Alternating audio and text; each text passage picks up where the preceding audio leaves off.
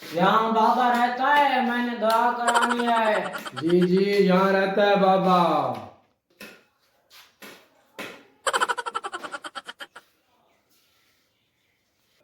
ये बाबा है,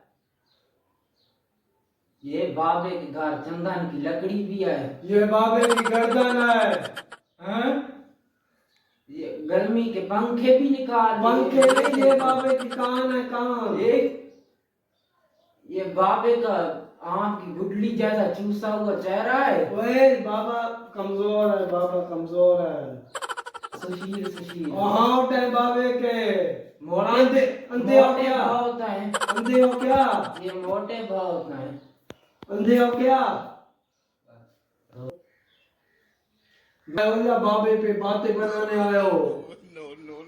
आया तो दुआ कराने था, मेरे को कुछ हो रहा है तुम्हारा खौफनाक चेहरा देख के।